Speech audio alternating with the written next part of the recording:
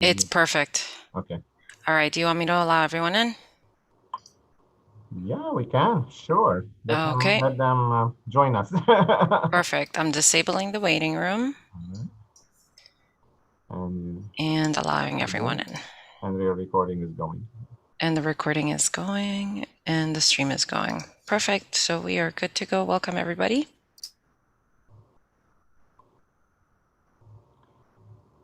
Good morning, everyone. Thank you for joining us. We will be starting shortly. While we're waiting, we're going to give people some time to get settled and join us. While we're waiting, just remember to text the code that's on the rotating slide to the number 954-266-0882 in order to sign in for today's lecture. For the CME, remember to do the surveys right after the session. Thank you. We'll be starting in a couple of minutes at 8:05.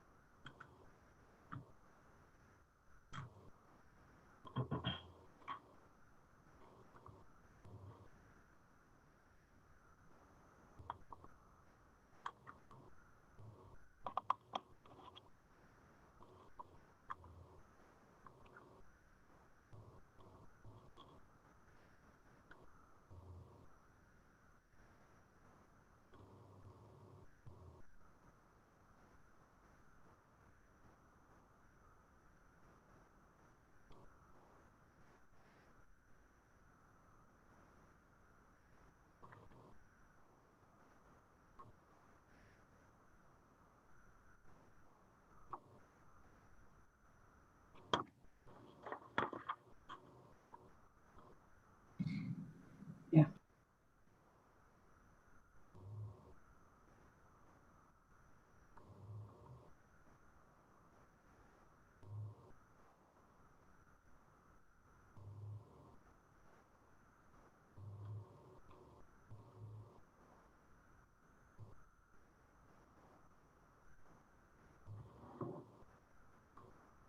Again, thank you for joining us this morning. We will be starting in a minute.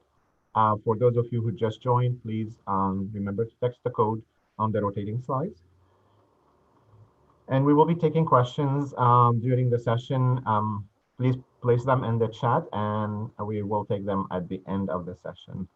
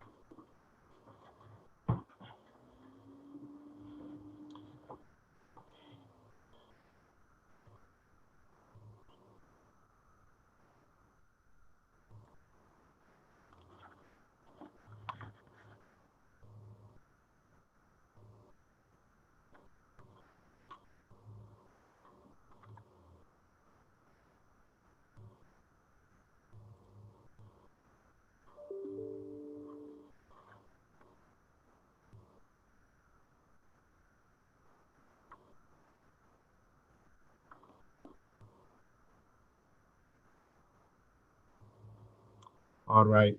Good morning, everyone. Welcome to the Pediatric Grand Round at Nicklaus Children's Hospital. This is actually a special day for us in not only medical education, but in the hospital and the Nicklaus Children's Health System as well. It's also a special day where we celebrate our graduates. This is a special lectureship that was established in the name of Dr. Ramon Rodriguez Torres. This is the 25th annual Dr. Ramon Rodriguez Torres lectureship that happens on the day of graduation. So who was Dr. Ramon Rodriguez Torres? He's featured here in these slides in the middle here. He was the second chief of staff of Miami Children's Hospital back then, now Nicklaus Children's Hospital. He's a pediatrician and a pediatric cardiologist from Cuba. Came to this hospital from University of Toledo in Ohio, where he was the chair of pediatrics. His time here marked the beginning of what this hospital became now as an academic institution. The pediatric residency program was established under his leadership, which basically was accredited in 1962. The Research Institute was established during his term, and he was an advocate for faculty, residents, and medical students. As he retired, this lectureship on the day of graduation was named after him to honor what he cared about, which is medical education. So this is the 25th annual lectureship of Dr. Ramon Rodriguez Torres. We hold it every year during the graduation ceremony. And usually we have special speakers who join us during this time. I would like to introduce our speaker this morning while give her a chance to share her screen. Dr. Sally Goza. Dr. Sally Goza is the immediate past president of the American Academy of Pediatrics, and we're really delighted that she was able to join us, and we were hoping that she was able to join us in person. Hopefully, in the near future, we will get to host her here in Miami. Dr. Goza is the immediate past president of the American Academy of Pediatrics after serving her term as the 2020 AAP president, which is, I was just telling her, this was a very unusual year as well for healthcare in general. Dr. Goza is a general pediatrician, has had the privilege of taking care of children in her hometown of Fayetteville, Georgia for over 30 years. She is a managing partner in First Georgia Physicians Group. After graduating from Rhodes College, Dr. Goza attended the Medical College of Georgia for her medical degree, and her internship and residency were at Cincinnati Children's Hospital. Dr. Goza is on the Community Physicians Advisory Board for Children's Healthcare of Atlanta. She has been involved with the AAP Georgia chapter for over 20 years, including serving on the board of directors, Medicaid task force, and as chapter president. She currently is on the legislative committee, the fall planning group, and the board of the Pediatric Foundation of Georgia. Dr. Goza was on the national nominating committee and was District 10 representative to the board of directors. And while on the board, she was chair of the oversight committees to practice, marketing, sales, strategic planning, and finance. She was selected by her colleagues as the first at-large representative to the executive committee, and she was the chair of the For Our Future campaign steering committee. Dr. Goza was involved in the Hub and Spoke Quality Improvement Initiative and the development of the current AAP strategic plan. She represented the Academy at the Council for Medical Specialty Societies. Dr. Goza is active in her community, having served on the boards for Girl Scouts, Promise Place, which addresses domestic violence issues, and the Joseph Sam's School for Children with Special Healthcare Needs. She's a pediatrician in the trenches. She's academician. She's a legislative and advocate, and we're delighted to have her join us this morning. Dr. Goza. Thank you so much for that kind introduction. And good morning, everyone. And what a wonderful day for a celebration for your graduating residents and fellows. And thank you for inviting me to share in the special day. But first, I want to start by thanking each of you for all you are doing on behalf of children and families, your patients and communities. And I have no disclosures. So getting down to the meat of the topic. Of course, as pediatricians, we think first and foremost about what is best for children. And to know what's best for children, we need to know more about who they are and where and how they live. So who are our nation's more than 73 million children? They are highly diverse. Half are identified as a race or ethnicity other than white, non-Hispanic, and a quarter are in immigrant families. Over the past 2 decades, the percent of children without insurance has dropped more than half to 5%, while the portion covered by public insurance has doubled to about 42%. Children are also more likely than adults to be living in poverty. 1 in 6 children live below the federal poverty line. The 2018 U.S. Census Bureau estimates drive home just how diverse our nation's children are. White children make up just under half of all children under age 15. And our nation's 4 largest states, California, Texas, Florida, and New York, about a quarter of our under 15-year-olds are white and over half are Hispanic. And of course, not all parts of the country share the same population diversity or have the same proportionate number of children as residents. As this table shows, most of our nation's children live in the South and the West. The South is also home to the highest percentage of Black and Hispanic children. Based on the needs of children and the challenges we face as a country, the Academy is addressing 6 main priorities: maintaining an effective COVID-19 response, vaccinating our children, advancing mental health care for children and families, implementing the equity agenda, building the AAP Child Registry, and addressing opportunities and challenges for the 2021 federal agenda and administration through communication and advocacy. And these are the topics I'm going to touch on today. First off is maintaining an effective COVID-19 response. Since we first got word of the outbreak in February 2020, we mobilized a COVID-19 response team to monitor developments, create guidance, and share information with members in real time. I can tell you it was trial by fire, or at times it felt like drinking from a fire hose, as we quickly realized that if we were going to have any information for pediatricians and families, that we at the AAP would have to produce it. Our volunteer leaders and our staff were amazing in producing guidance and rapidly changing it as we learned more about this virus. I can tell you, I think they didn't sleep for months. The COVID-19 webpage on aap.org is where you'll find this clinical guidance, practice management resources, including information on telehealth and coding, educational resources for clinicians and families, data reports, a discussion board, and details on AAP advocacy efforts. It's updated daily and is the best place to locate AAP resources, and it's been a godsend for many of us. Since the beginning of the pandemic, our team at the AAP has developed and released 24 interim guidance documents, which are updated every 30 days or sooner if need be. They've held 16 town halls that have been attended by close to 11,000 attendees with over 6,000 post-event views, answered nearly 3,680 inquiries through the COVID-19 email. We've gotten 2 large grants and several smaller grants funded around COVID-19, including telehealth, infection prevention and control, disinfectant use. We've made 61 awards to chapters from these grants. We've hosted over 1,400 participants and over 200 echo sessions on COVID topics. And we've trained and supported over 27 organizations to develop their own echo programs, including pediatric societies in Ghana, Nigeria, and Uganda. At the start of the pandemic, there was little to no information on how SARS-CoV-2 was affecting children. So we joined with the Children's Hospital Association to collect and share all the publicly available data from state health departments on child COVID-19 cases, not knowing how important this data would become or the story it would tell. I have to give really great thanks to our research team at the AAP who jumped right in and made this happen. This data is used by the CDC and has become the gold standard for understanding the impacts of COVID-19 on children. We've been posting weekly reports on children and COVID ever since. So I'd like to take a look at the case data and where we currently stand.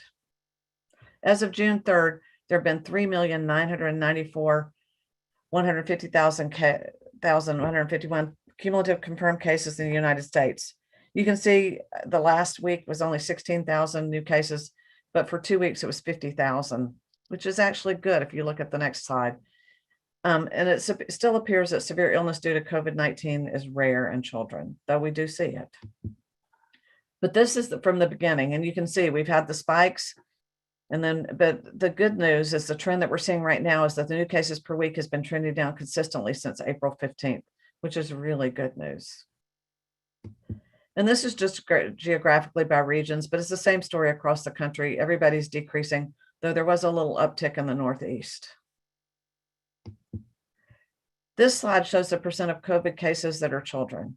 That number rose as more adults became vaccinated, but as more children are getting the vaccine, the percent of that cases we think will decline. But you can see we started at 3% of cases were children and we got up to a high in the 20s. We've recently begun posting a new weekly report that includes numbers of US COVID-19 vaccine recipients under age 18. There were some sporadic ones prior to March of 2021 that are included in the cumulative counts. They're not shown by the week in the charts. This data is from the CDC's COVID data tracker weekly vaccination trends. And it's based on a report series titled Demographic Trends of People Receiving COVID-19 Vaccinations in the United States. The CDC reported a total of 5.9 million US children having received at least one dose of COVID-19 vaccine, representing 37% of 16 and 17-year-olds and 20% of 12 to 15-year-olds. 2 million of these children, representing 25% of 16 to 17-year-olds and 1% of 12 to 15-year-olds, are fully vaccinated. This is a great story that we're getting these kids vaccinated.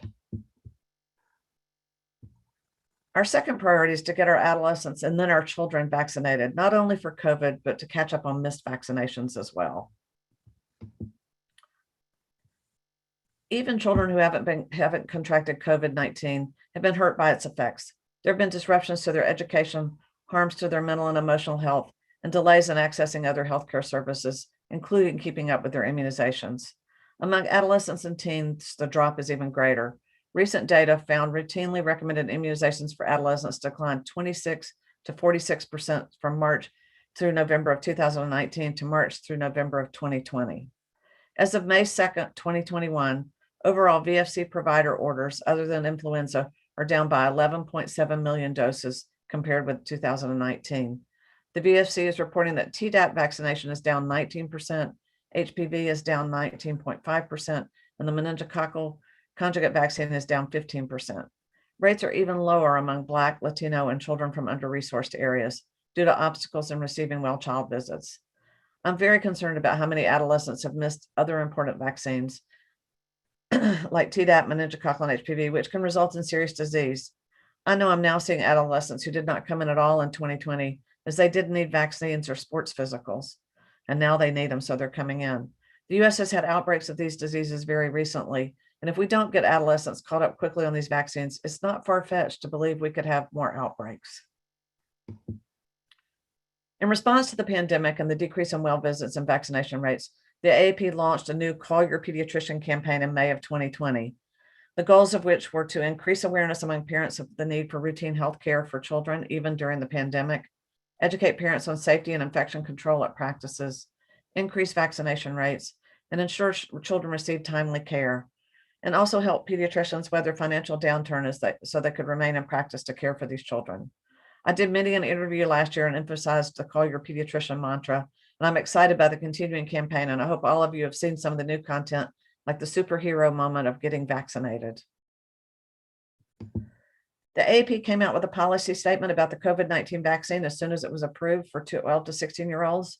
It states that the AAP recommends COVID-19 vaccination for all children and adolescents 12 years of age and older who do not have contraindications using a COVID-19 vaccine authorized for use for their age. Given the importance of routine vaccination and the need for rapid uptake of COVID-19 vaccines, the AAP supports co-administration of routine childhood and adolescent immunizations with COVID-19 vaccine. I can tell you this may be the fastest policy statement we ever got out as a board. It came out coinciding with when they announced that the vaccine was approved for 12-year-olds and above. We've been working closely with our partners in the federal government on the adolescent vaccine rollout. Pediatricians are well positioned to encourage catch-up vaccination to address the stark drops in the immunization rates among the adolescent population. And we're asking all of our members to talk to their patients and help educate their communities about the safety and effectiveness of the COVID vaccine. We've also worked with these same partners in the federal government for advocating for quick and equitable distribution of available COVID-19 vaccine so that we can make it available for children and families in our offices in every community. Ensuring that pediatricians' offices are prepared for the widespread distribution of the COVID-19 vaccine can help address access and equity, particularly in under-resourced or rural areas. We're also advocating to strengthen the existing vaccine delivery system for children, addressing issues such as payment and regulatory barriers. This is our goal, is to try to encourage the smaller tray sizes, extended shelf life, and typical freezers and refrigerators, which did come about recently. And we'd like to see 48% of VFC providers are enrolled as COVID vaccine providers. We'd like to see that number increase. The White House has rolled out a new campaign on vaccines, and the AAP is a founding partner in that campaign to target specific populations who are under-vaccinating more than others for various reasons. And the priorities are to increase routine childhood vaccination, achieve safe and effective COVID vaccine for children, vaccinate all healthcare providers. And the goals with all that are to increase child enrollment in COVID vaccine trials, address low provider payment, get legislative VFC improvements passed, get more vaccine resources for public health, and preserve child vaccination in the medical home. We have resources, information resources, our website related to office strategies for improving immunization rates, several of which are listed on this slide. Standing orders, recall reminder, vaccination only visits, expansion of vaccination clinics, even drive-by clinics, expanded hours, community outreach and partnership and messaging to parents and families. We've been promoting these to AP members and encouraging them to access the information. We had webinars on becoming a COVID-19 vaccinator, which discuss practice implementation and share evidence-based strategies and best practices. We know that pediatricians, family medicine doctors, and local health professionals are preferred and most trusted source of health information. It's that personal one-on-one conversations between doctors and patients and parents that are so important. So we need to be ready to give them the information they need to make the decision to vaccinate. We just had our first COVID vaccine clinic this week in our office, and I can tell you that parents appreciate being able to get the vaccine in their pediatrician's office. And the adolescents are not even complaining about getting a shot. They're really ready and excited to have the shot and to get their shot at getting back to a more normal life. Last night, we had a town hall with U.S. Surgeon General Vivek Murthy, which you will soon be able to access on aap.org if you didn't get to watch it in person. You may also wish to access our webinars on becoming the COVID-19 vaccinator, which are on the slide as well. I will have to laugh. Even Dr. Murthy had trouble with his internet, so I don't feel so bad when I have internet trouble anymore.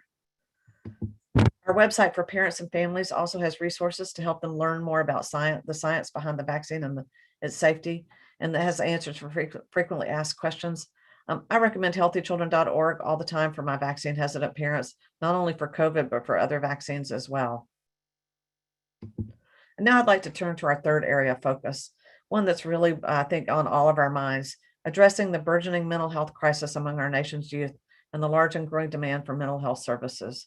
I don't know how many of you are out there, but I know every time I get a patient in and they answer a positive screening questionnaire for anxiety or depression, my heart sinks because I know how hard it is to get into counseling and into a psychiatrist at this point.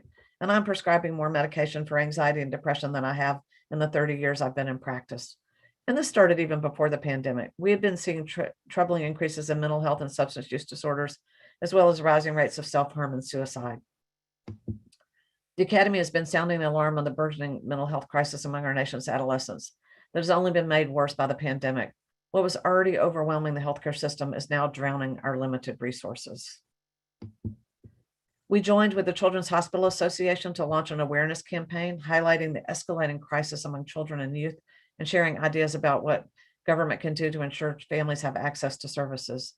The campaign features digital advertising in national publications, including the Washington Post, the Wall Street Journal, and Politico, opinion editorials, and educational sessions for policymakers.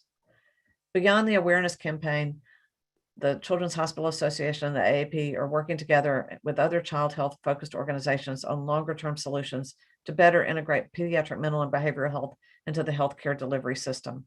Together, we're calling on Congress and the Biden administration to prioritize children's mental, emotional, and behavioral health and proposals addressing the impacts of the COVID-19 pandemic. Suicide attempts are up 20%, and disruptive behavior disorders skyrocketed this summer. We're asking for Congress to provide new funding to support a range of additional activities at the state and local level to support children, including telehealth, training for crisis response, primary and emergency mental and behavioral health care, school-based services, outpatient programs, and partial hospitalizations.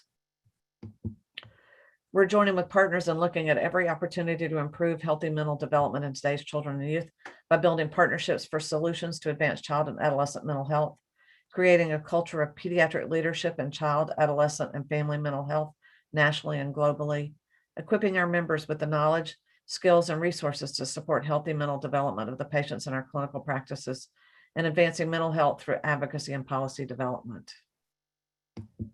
This just has a few of the things that we've done recently. We've had ECHO courses on providing behavioral health.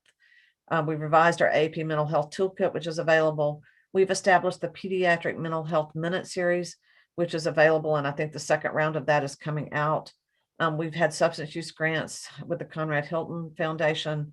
We've had our second annual virtual AAP Suicide Prevention Summit. We've been working with the AMA on the Behavioral Health Integration Collaborative, and we've been doing work globally too through national partners. We had our first pediatric mental health live course, which was all virtual. You can see we had 650 attendees, which just goes to show how important these courses are going to be to help providers know how to take care of these patients. And we've developed the curriculum now being used for the Foundation for the Collaborative Pediatric Mental Health Curriculum nationally. And of course, we continue to update our guidance on how pediatricians can support the emotional behavioral health needs of children, adolescents, and families during the COVID-19 pandemic. And that will continue to be updated every 30 days. And though in and of itself it is not a solution, but an important part of protecting children's mental health is a return to normalcy, routine, and the social supports of school. From the beginning, the AAP strongly advocated that all policy considerations for school COVID-19 plans should start with the goal of in-school learning. And we've been consistent in mounting evidence that transmission of the virus is low within schools, even in communities with high levels of transmission, as long as the safety measures are carefully followed. Ultimately, the decision to open schools to in-person learning has to hinge on the joint guidance of local and state public health authorities and school administrators based on the current data in the communities as well as the evidence of transmission in schools. Our guidance always emphasized the importance of a multi-pronged, layered approach to protect students, teachers, and staff. Things like universal mask use, distancing, testing, cleaning, disinfecting, and ventilation. This picture is me at the White House in July of 2020. By the way, that was the only trip I made in person since the beginning of the pandemic. But I made sure to emphasize that we needed the funding for schools to be able to do those mitigations necessary to make return to school possible. And I think now that we have the vaccine, that hopefully we'll be able to get our kids back in school. Now I'd like to turn our attention to our fourth area of focus, advancing our equity agenda. While a worldwide pandemic meant we were in the same storm, it soon became evident that we were not in the same boat. Every type of inequality, gender, race, income, was exposed and amplified. Statistics showed Black, Latino, Asian, and Indigenous Americans were 2 to 4 times more likely to die from COVID-19. By May, where we saw the horrific events that led to the death of George Floyd in Minneapolis, it became clear that we were actually navigating 2 pandemics, one novel and unpredictable, the other longstanding but often unspoken. Unless we address both the virus and racial and societal inequities, we could not put a stop to COVID-19 or any other pandemic.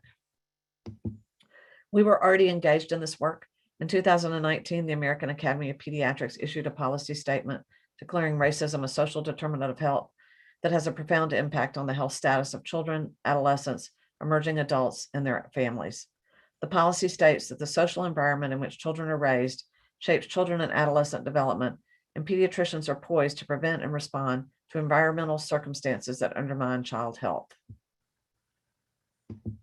And we've embarked on a bold and ambitious equity agenda to help eliminate racism and promote equity, diversity, and inclusion in our own organization and throughout pediatrics by taking action to equip our members with knowledge and skills to address equity, diversity, and inclusion, to strengthen and diversify the pipeline to pediatrics and AAP leadership, to equip our members with the knowledge, skills, and capacity to advance health equity and combat racism through clinical practice, and to advance the AAP equity agenda through advocacy and policy development. And this is just a quick slide shot of some of the things we've done in this past year. Caring for the American Indian and Alaska Native Children and Adolescents was published in April of 2021. There was also a Pediatrics On Call podcast about it. Recently, the board and especially our equity committee authored a pediatrics perspective article on immunizing against hate, overcoming Asian American and Pacific Islander racism. There was an all-member email and a news article about that as well. But we're leveraging all of our communication formats to get this message out in our pediatrics publications, podcast, AAP news, and other ways. because we really feel like these things need to get out. We also have the Pediatrics collection series on LGBTQ support and care, which is a big thing. As part of our commitment to member and staff education around the issues of equity, all AAP members and staff are now able to access the Pediatrics for the 21st Century PEAS 21 program on fighting racism to advance child health equity, a call to action on aap.org, and you can receive CME credit for it.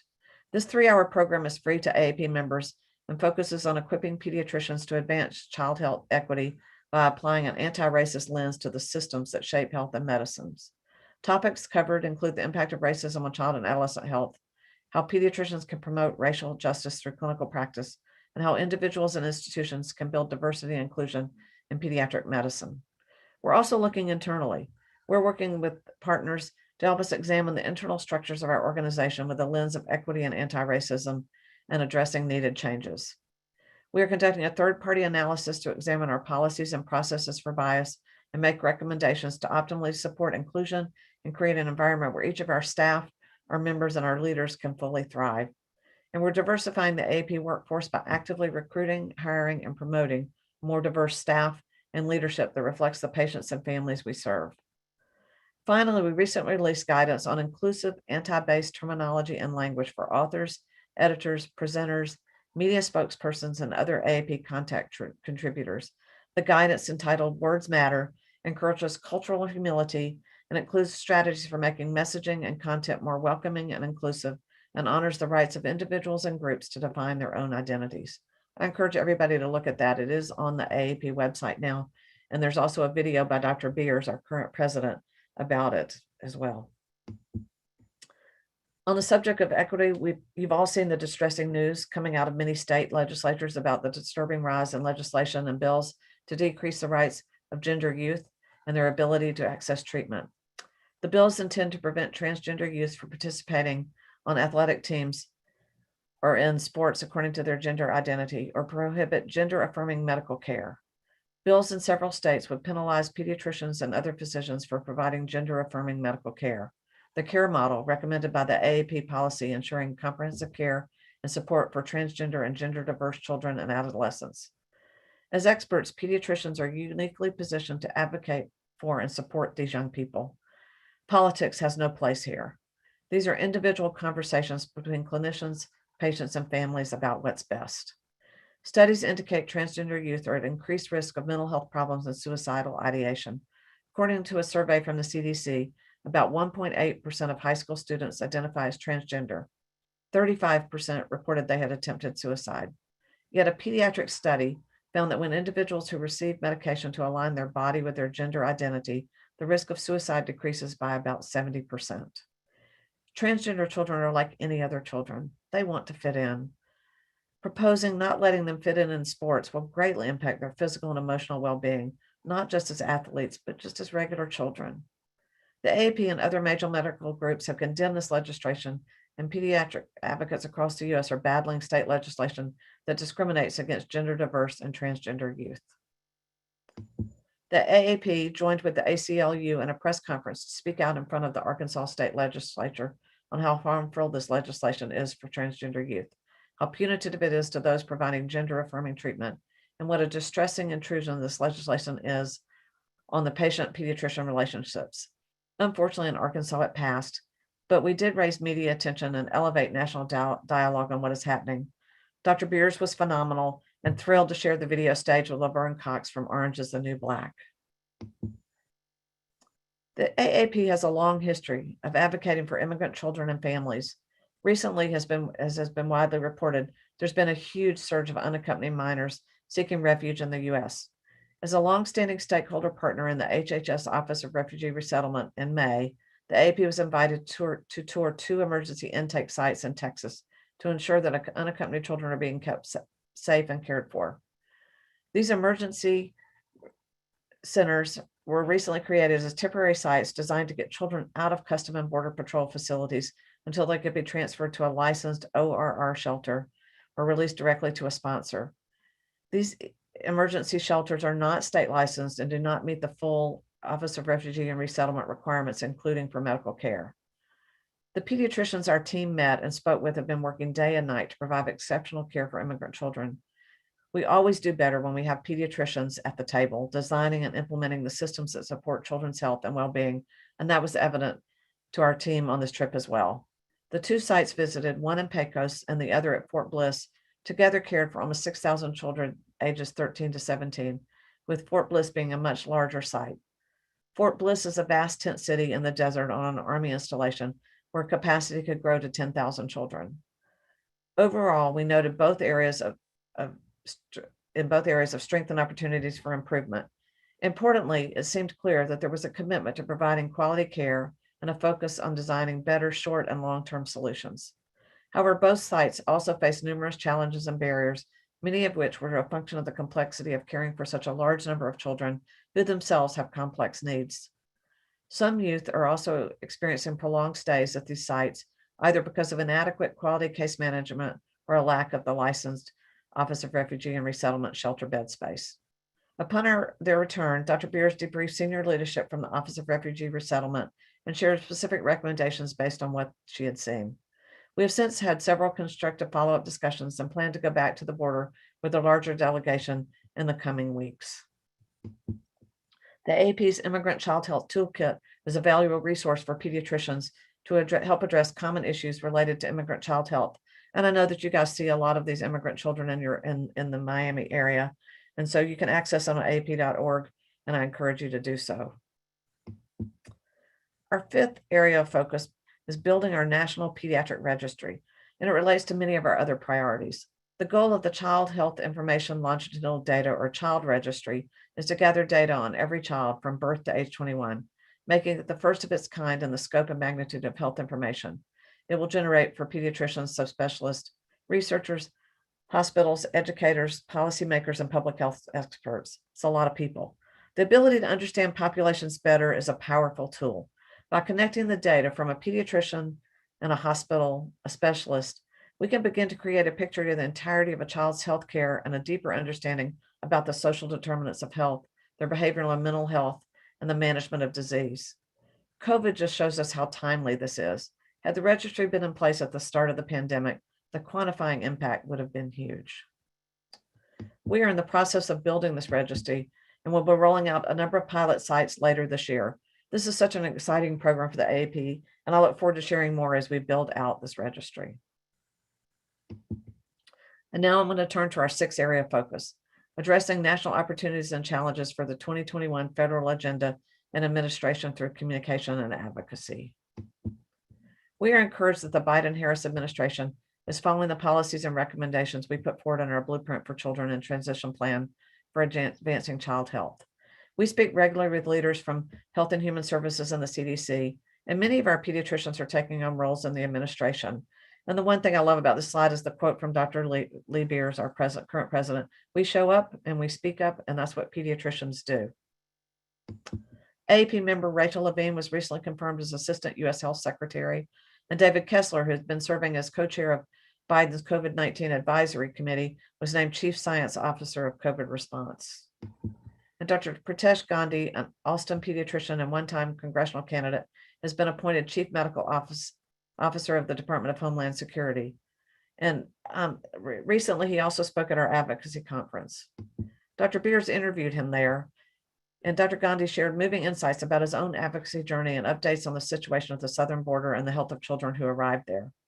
What's happening at the border is complex and serious. The number of unaccompanied children who arrived at our southern border in March was nearly 19,000, and it was the highest number ever in a single month. And it forced major changes to the system run by the federal government to ensure their health and safety. We are heartened that leaders in the current administration recognize how dangerous it is to turn away unaccompanied children at our border and the need to provide them with appropriate medical and mental health care, especially during a pandemic.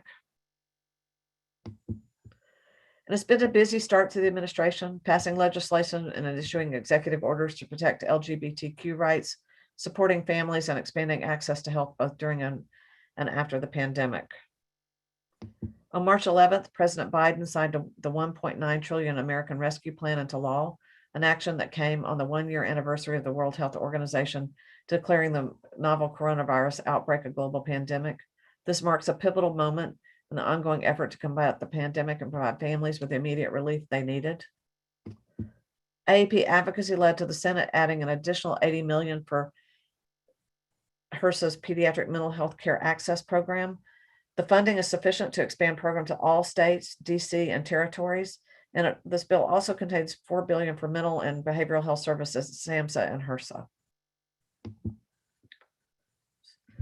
Many provisions in the sweeping legislation were a direct result of AAP advocacy and would not have been possible without pediatrician efforts to get them across the finish line. And they included about $1 billion to strengthen vaccine confidence, improve vaccination rates for COVID-19 and other vaccine preventable diseases. And it also included funding to implement the AAP Champion Vaccines Act. It also included $130 billion for K through 12 education to ensure schools can implement the safety measures they needed to reopen safely. $10 billion to support the global health and humanitarian response to COVID-19. $150 million in emergency funding for the maternal, infant, and early childhood home visiting program. $350 million for the Child Abuse Prevention and Treatment Act, which is critical to support and strengthen families to prevent and respond to child abuse and neglect at a time when children have fewer in-person interactions with health professionals and teachers. Flexibility for states to quickly extend Medicaid coverage for pregnant people until 12 months after the end of pregnancy. Funding for child nutrition programs, WIC and SNAP. Extension of the child tax credit, making it available to children and families with low or no income in a year, and increasing the credit's maximum amount per child, cutting the number of children in poverty by more than 40%. Inclusion of children in mixed status families and economic stimulus payments, which reaches an additional 2.2 million children. Additional funding for the Paycheck Protection Program as well. And I'd like to thank everybody for their advocacy efforts that made these achievements possible. And we're looking forward to seeing as this bill is implemented. We also have major opportunities this year for advancing paid family leave. The consensus is that this is the best shot in a generation. The goal is to enact something based on the Family and Medical Insurance Leave or Family Act, which has been out there since 2014. We have strength of the evidence. Breastfeeding established and maintenance is much improved by this. Vaccine timeliness, gender parity and parental attachment, and care for children with special healthcare needs. And we also can bring a practice implementation perspective. Dr. Beers testified on paid leave and childcare before the Ways and Means Committee in late May, and she also published an op-ed in The Hill, and we'll continue to advocate and call on our members to help us with this as we move forward, but this is our best shot. The AAP also recently released a report highlighting public policy recommendations to promote family preservation, support secure families, improve child federal welfare policies, ensure all of America's children and families can thrive, and really trying to help strengthen the goals of Family First Prevention Act. Systemic racism is a significant problem in child welfare systems, and these recommendations include a dedicated focus to promoting equity to improve health and well-being outcomes for families that disproportionately face child welfare involvement, including Black, Native Americans, and Latinx families. The AAP has also been leading the advocacy of pediatric subspecialty workforce. Last year, Congress authorized the Pediatric Subspecialty Loan Repayment Program for 5 years. The previous iteration was passed in the Affordable Care Act, but was never funded before it expired. Authorization is the first step, but now this program must be funded through the annual appropriations process. With the new authorization, this is the year to get this program funded for the first time. This program is needed because existing loan repayment programs are geared toward primary care, and it offers up to $35,000 per year in loan repayment for up to 3 years for pediatric medical and surgical subspecialists and child mental health professionals who offer care to children in underserved areas.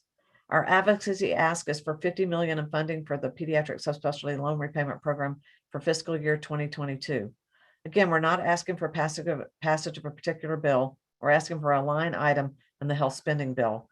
And ultimately, we need the support of members of Congress on the Appropriations Committee. To help in our advocacy efforts, the American Academy of Pediatrics partnered with the American Board of Pediatrics to produce a series of state-specific fact sheets on pediatric subspecialty shortages. And you can access them on aap.org by state and specialty. It's really pretty interesting to find out how far children in your state are having to drive for certain subspecialists. And I encourage all of you to take a look at it. And gun violence, we can't get out of this without talking about gun violence. I mean, the mass shootings just keep happening. And there were 2 highly publicized mass shootings a couple of months ago that led the AAP to start a sign-on letter which we led to both the U.S. House of Representatives and the U.S. Senate, urging appropriators to provide another $50 million to the CDC and the NIH to conduct firearm morbidity and mortality prevention research. More than 200 national, state, and local medical, public health, and research organizations joined the letters. And the continued violence just keeps happening. There was a high school shooting incident in Knoxville, Tennessee, and the shooting death of Dwayne Wright in Minneapolis. We have to continue to advocate and speak out. Gun violence prevention will be met with resistance, but we have to continue to push forward, and we'll keep doing that. Earlier this year at our advocacy conference, is no longer called the legislative conference, it's called our advocacy conference. Stacey Abrams spoke about the need for and power of the pediatrician's voice, because we see and know things no one else sees or knows. And people believe what a pediatrician says, or at least they listen more closely. We are there at the beginning of a child's story, and we are often the only ones who are able to see and encourage their potential. In order to ensure public policy reflects the needs of children, Stacey Abrams says we must educate, we must advocate, and we must agitate. I think everybody knows that we can educate and advocate. We can do that with the best of them. But the agitation one sat with me a little bit. I was like, agitate, because agitation is sometimes seen as problematic. But if you think about a washing machine, it's that thing in the middle, that agitator, that makes things happen. If you just drop in dirty clothes with soap and water, you'll end up with just wet clothes with a lot of soap on top. It takes that agitator, that ball in the center that starts to shake things up, knock the dirt loose, force the water and soap together to push out the bad, create clean, and bring a new vibrant future into being. Pediatricians have the ability to be the most effective agitators because we serve the most vulnerable and precious resource, our nation's children, and we must fight for what's right. This is a slide you've probably seen before, but advocacy is in the DNA of pediatrics and pediatricians, and has been from the beginning. Abraham Jacobi, the father of pediatrics, said it is not enough to work at the individual bedside in the hospital. The pediatrician is a legitimate advisor to the judge and the jury, and a seat for the physician in the councils of the republic is what the people have a right to demand. If we are always looking to our North Star, our children, we can change the world so all children can grow up safe, happy, and healthy. And that's what the AAP and what pediatricians are all about. Thank you. Thank you so much, Dr. Goza, for everything you do on behalf of children and pediatricians across the country. This is amazing, great data. Let's see, before we move on, there's a couple of questions in the chat. One of them is from Dr. Mario Reyes, who is one of our pediatric hospital medicine attendings.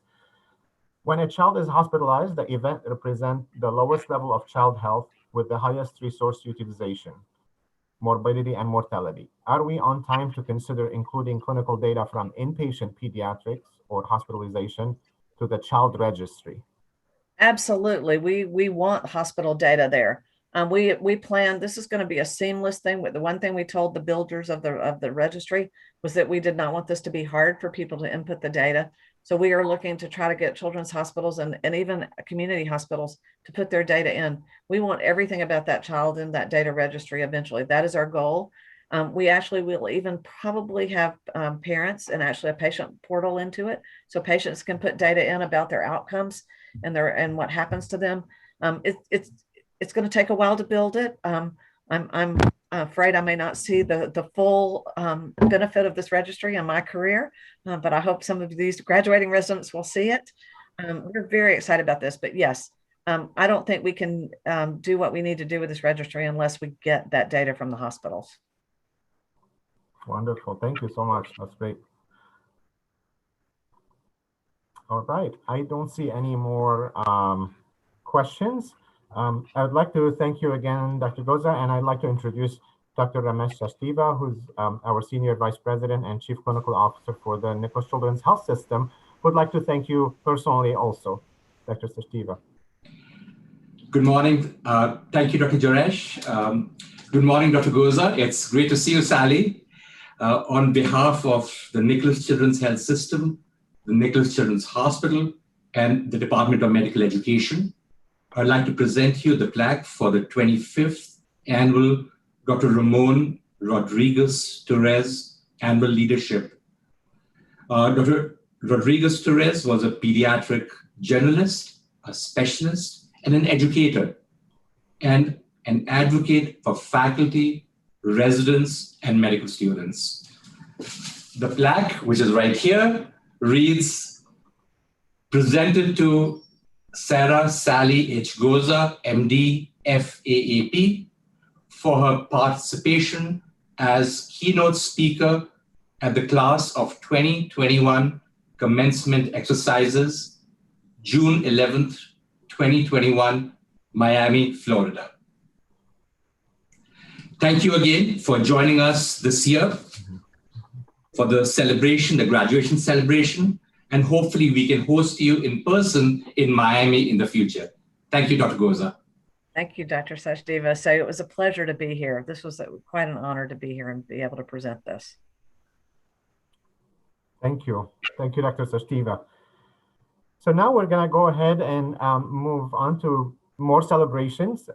We would give maybe Dr. Goza a little break so that she can catch her breath and get a drink of water. So in the meantime, I would like to start the program for our general celebration for our graduates. So for those of you who joined us just now, and for those of you who are watching on YouTube, good morning. My name is Dr. Gereige, and I have the honor to serve as the Director of Medical Education at Nicklaus Children's Hospital, and the pleasure to be your host today. Today is a special day for us where we celebrate the graduation of the class of 2021, 61 of our wonderful young trainees. Before we start our planned event, I would like to say a few words to the graduates and their families, friends, program directors, and faculty. Dear graduates, many of you have been with us for 1, 2, 3, or more years, which means a great deal of your training time, and for the 1 to 2 year programs, pretty much most of your training time happened during the pandemic. And while this was not the graduation ceremony or the celebration we all hoped for, I know that looking 1 year back, we see that we came a long way and we continue to head in the right direction. As much as we know that this pandemic had its negative impact on the world, the economy, and all of us in one way or another, many lost family members, friends, neighbors, or acquaintances, the negative impact of an unprecedented pandemic will always be remembered. But as an optimist, I like to focus on the positives in everything when possible. So rather than dwell on the negative impacts of the pandemic, I like to bring to you some of this pandemic's positive messages. And there are some positive messages that we can glean from this pandemic. A message of unity as we realize the importance of social interactions, and we felt that we are all in this together with the whole world. A message of humility in the face of new and emerging infections that made us realize that there's so much still we don't know. A message of gratitude and appreciation for each other, colleagues, community workers, first responders, science, evidence, vaccines, and public health measures. And last but not least, a message of selfless sense of duty for everyone to do their part for the good of others. So as you start your next chapter in your story, regardless of where you're heading to next, I ask you to remember some of these messages and lessons to live by: unity, humility, gratitude and appreciation, and selfless sense of duty. I also ask you to continue to believe in yourselves, your advocacy power, as Dr. Goza nicely presented. You are the expert when it comes to children's health. Fight misinformation, educate on the science and the evidence. But remember to have fun along the way. Keep your hobbies, make time for yourselves, your family, and the things you enjoy most. Find your balance. You will be able to care for others if you care for yourselves. Your resilience as you help people in pain will be your strength and brings you empathy. I want to just quote a small paragraph from Amanda Gormans, the young poet who spoke at the last presidential inauguration, spoke of resilience in one of her previous poems titled The Miracle of Mourning. I like to say these few verses of resilience to make them part of your journey. She says, "We'll observe how the burdens braved by humankind are also the moments that make us humans kind. Let every dawn find us courageous, brought closer, heeding the light before the fight is over. When this ends, we will smile sweetly, finally seeing in testing times, we became the best of beings. This is resilience that many times, hard times make you stronger and make you more empathetic. I want to take this opportunity to thank the many people who played an important role in your informative journey. Your families, parents, friends, husbands, wives, and children. Your program directors, faculty members, hospital staff, coordinators, and the medical education team. Your patients and their families who have been your best teachers. And finally, you, I congratulate you and thank you for allowing us to play a role in your formative journey. It has been a joy and a privilege for me personally, and I'm so proud of you. And I know that you are heading to do great things. And for those of you moving away, do not forget that you are and will always be part of Nicklaus Children's family. Stay connected, keep us posted on your news, and know that we are always here for you. In closing, I would like to say, it's all about loving what you do, no matter how hard things are. As Steve Jobs said it best at the 2005 commencement at Stanford University, he said, sometimes life hits you in the head with a brick. Don't lose faith. I'm convinced that the only thing that kept me going was that I loved what I did. You've got to find what you love, and that is as true for your work as it is for your lovers. Again, congratulations, and we will be celebrating you the rest of the day as well. Now, I would like to pass on the virtual podium to some of our senior leaders. Our training programs thrive in a supportive health system and a nurturing work environment with visionary leaders who are focused on quality, innovation, and a strong belief in excellence. Here are a few messages from our senior leaders who would like to offer congratulations for the class of 2021. I would like to call to the virtual podium Ms. Perianne Reed, who is our hospital president and the chief operating officer for Nicklaus Children's Hospital. Ms. Reed. Good morning. Thank you, Dr. Gereige. Hello, graduating class of 2021. My name is Perianne Reed. I'm Senior Vice President, Chief Operating Officer for the health system and President of Nicklaus Children's Hospital. So I'm so honored to be able to speak with you today and celebrate your accomplishments. I couldn't be more proud of the graduating class who had to not only endure your regular workload and training, but through a global pandemic. Congratulations to you all and to all of the faculty, leaders, mentors, and of course your families who supported you along the way. You've chosen to study and participate in a field that makes a huge impact on the world, and you've chosen to dedicate your life to serving and caring for the most vulnerable population, our children. Thank you for choosing this path, a humble profession that requires a lot of heart, a lot of bravery, and a lot of passion, traits that our faculty and leaders here have seen in each one of you. I hope that throughout this time, you've picked up some life lessons that'll carry you wherever you go. These are experiences where you'll learn how to shape the world into a better place and leave a positive impact on everyone around you. As you take on new journeys, remember that you are now and will always be part of the Nicklaus Children's family as a Nicklaus Children's Hospital alumni. Everywhere you go, your legacy will always be tied to our great institution because you all are ambassadors for Nicklaus Children's Hospital. We really hope you stay engaged with us and know that we are always here for you. Remember all of those in your group, those who helped you along the way, the teamwork and the fact that you accomplished what you did as a member of the NCH family. We know you'll do great things to advance healthcare in whatever specialized field, whether it's general or subspecialty pediatrics, pediatric dentistry, pharmacy, psychology, or physician assistants. I'm proud to welcome you to the Nicklaus Children's Alumni Group, an elite group of innovative problem solvers who always put patients and families first. I and the rest of the leadership team here at Nicklaus Children's Health System wish you much success in your future as you begin an exciting part of your career journey. Remember, Nicklaus is always your home as well. Congratulations to Class 2021. Thank you so much, Perry Ann. You're welcome. Wonderful. Thank you for joining. Thank you for the opportunity.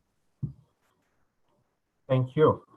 Next, I would like to call on Dr. Ness, our Senior Vice President and Chief Clinical Officer for the Nicklaus Children's Health System, who also would like to say some congratulatory remarks to the graduates.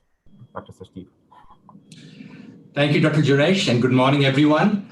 I would like to echo Perry Ann's comments and wish each and every one of you and your families the very best as you move forward. Congratulations on achieving this major milestone as you move to the next phase of your professional journey. I know I've had the privilege to work with many of you at the bedside in the Pediatric Intensive Care Unit, and I can confidently say that you are ready to move to the next phase as you move along your career and celebrate your graduation. So again, personally and on behalf of the Nicklaus Children's Health System, congratulations and the very best as you move forward. Thank you, Dr. Gereige. Thank you so much, Dr. Sachdeeva. And now, I would like to call back on Dr. Sally Goza, our immediate Vice President of the American Academy of Pediatrics, who is our keynote speaker for our commencement day. So she has a few words for the graduates. Dr. Goza. Thank you. So good morning again. I may be interacting with you virtually, but my pride in you and what you have accomplished is very real. Your class is a special one, marked by history like few others. I know your parents, grandparents, teachers, and communities that have shaped you in ways seen and unseen are overwhelmed with pride in you and what you have achieved. I've heard through the grapevine that you guys are not only brilliant, but an extremely fun group to be with. And couldn't we all use a little more fun after the past 15 months? You graduated into a world no one could have imagined, a world I would not have wished for you, a world rocked by what I think of as the two pandemics, one a virus called SARS-CoV-2, and another longstanding one that's often gone untalked about, racism and the social inequities that we face in this country.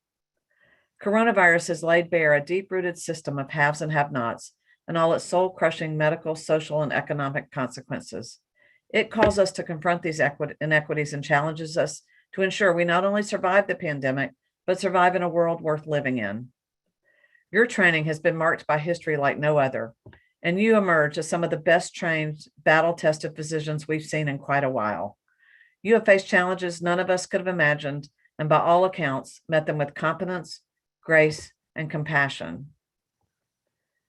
You weren't promised this day. Many of you had to fight hard to earn it, but you made it because you are smart, and you are brave, and you care.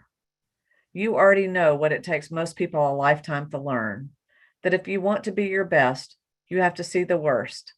And it is in those moments when you confront truth at its harshest and hope at its most powerful that change is possible. Some of you will be going on to fellowships. Others will continue on to exciting new positions. But no matter what your next step is, I'd like to offer you a few words of perspective on what will make that journey more fulfilling. The first is to think big. The conflux of crisis America experiences offers a once-in-a-generation or two opportunity to make a difference. The world is starving for new ideas and leadership, and is yours to remake. One of the wonderful things about a career in medicine is that the journey has so many possible itineraries and destinations. If someone had told me when I was standing where you are today that I would be president of the American Academy of Pediatrics, I probably would have fallen on the floor laughing. It was not on my radar at all. Matter of fact, it was truly serendipity that landed me where I am today. I actually was rounding one day at our local hospital on newborns, and a colleague came up to me and said that they had voted for me. And I'm sure my eyes got as big as they could. And I said, for what? And they said to be on the Georgia chapter of the American Academy of Pediatrics board. It turns out one of my partners had put my name on the ballot and forgotten to tell me. But I won that election and soon realized that I could make a difference on a bigger scale by being involved with the American Academy of Pediatrics. And many years later, I've had the privilege of being the 90th president of the American Academy of Pediatrics, and what a year it turned out to be. Not only were we marking history, the 90th anniversary of the Academy, we ended up making history. I never dreamed I would be leading through a pandemic, an economic crisis, and a racial reckoning. It was definitely not the year I'd expected, but it was the year I was given.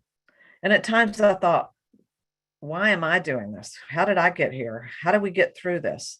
Why did the pandemic have to be this year? And am I the right person to be doing this? And then I realized that it was my time, and I put on my big girl panties and pushed through, just like all of you guys did through this last year. I encourage all of you to dream big and find your passion. Follow those dreams and make your passion a reality. To make your mark on the world, whether it be in your hometown, your state, or on the national level. Physicians remain one of the most respected and trusted professions, which is why there is a strong need and desire for pediatrician leadership both inside and outside the clinical setting to treat both the biologic and the non-biologic issues of the world. Know there is power in your stories. As I navigated the media part of my role, I soon realized that it was the stories about the children and the families that people wanted to hear and could relate to. I know that after my trip to the border in 2019, it was the stories of those children that I saw and the pictures that were drawn by the children about the conditions that they had been put in that got the AAP covered on the big networks and got the story of these children and the issue out to the larger public. Lift your stories up to fight injustice and give all children the same prospect of good health and a productive life, regardless of race, gender identity, or socioeconomic status. Work to ensure the future of the planet and the health and safety of its people. Serve not only as hospitalists and pediatricians, but as advocates, ambassadors, innovators, and peacemakers, so that you can heal our children and our country too. As I said before, Stacey Abrams said at our legislative conference this year, we must educate, advocate, and agitate. Because if we don't become the agitators and stir it up and make change, some things aren't going to change. The second thing is to think small. Now that you've devoted so many years to learning how to think like a doctor, don't ever stop thinking like a human being. The practice of medicine is a deeply personal and human experience. During your career, you will care for many, many patients. Some of those patients will live in your heart forever. And there will be the ones who will transform you from doctor to healer. While clinical encounters are no doubt busy, never forget that at the center of it all, there's a child who needs you and a parent or caregiver who needs advice and assurance. If you can make that family feel not just cared for, but cared about, you will have a powerful, lasting impact. Third is to be grateful. Grateful for all you are, all you have, and all those who make what you do possible. Be grateful for all you have learned and all you have accomplished. I'm grateful for all of you.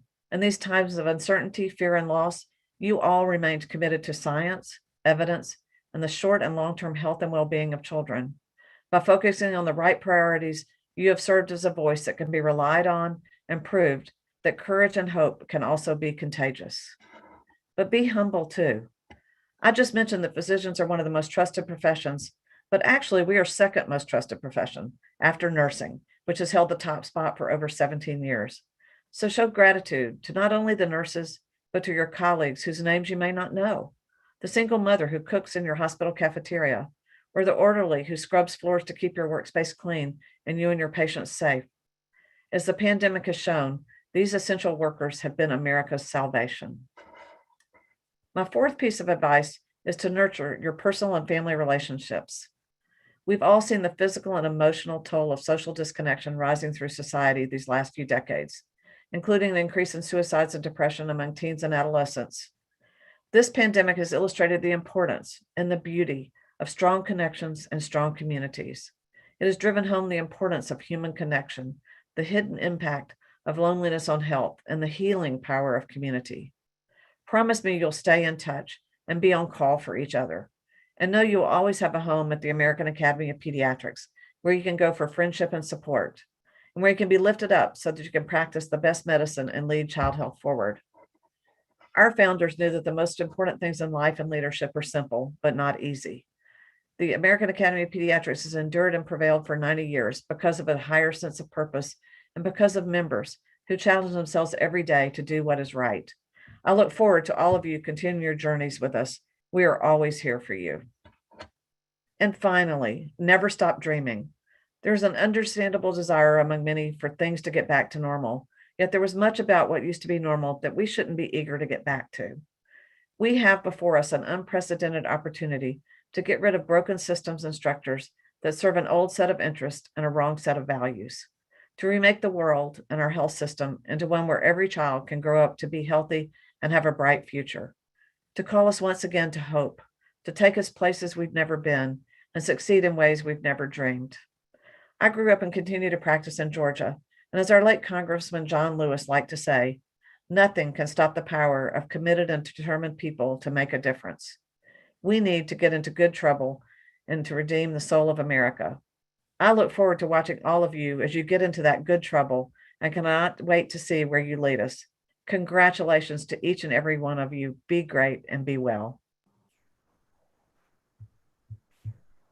Thank you so much.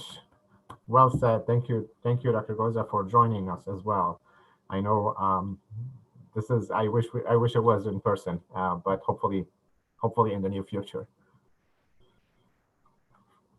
So now, thank you. So now we conclude our morning educational session, and please join us for the first of the two diploma ceremonies. The first one would start at 11:30 a.m. We'll be streaming live on YouTube from the main auditorium. Thank you so much, and we'll see you soon.